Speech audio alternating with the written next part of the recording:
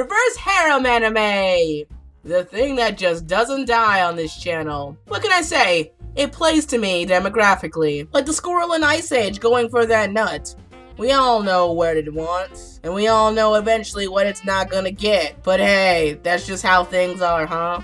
What was I talking about? Oh yeah! Out of the 3 reverse harems we got this year, Phantom of the Twilight made the most impact with me because of its solid female lead and tone. It's true that the princess from Dame X Prince was funnier, more blunt, and did her own thing, though I prefer Tone's value as a lead that takes over her story in a clear manner. The problem with a lot of female harem leads is that they are normally written to rarely drive their plot on their own will, and rather through a lot of coincidences and sugary waifu kindness.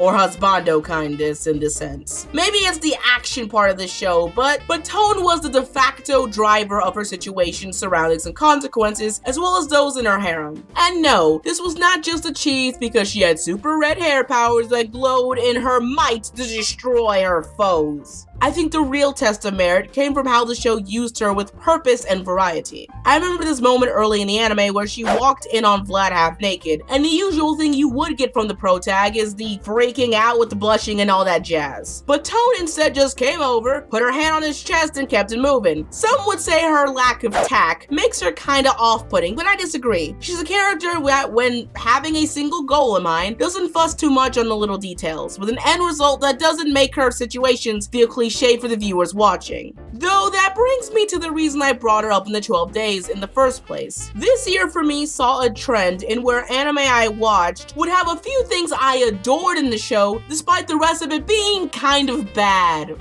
Obviously bad. Yet I still would recommend people to watch it. Phantom of the Twilight has an awesome female lead, but the visuals were sometimes crappy. The villain sucked. Half the harem was melodramatic and boring, especially Vlad. And the plot kept getting real repetitive with the Shiones getting kidnapped every other episode. Or like in another anime, which I'm not even going to try to pronounce because of all you well actually people. The visuals are so bad in that anime that even on layman's terms I can confidently say that. And yet the show's slow pacing, reliable characters, and writing shine through. I enjoyed it so much. Maybe I'm the only one who thought so, but there seemed to be more anime like that this year where it was showing more obvious signs of quality problems than the previous. I mean, with so many anime coming out, it's becoming more plain as day of the production problems going on with certain anime. Or in the case of Mari-chan Mai-chan, an anime with so many production problems, it never finished its 12-episode run, which it was a bad anime as a whole, but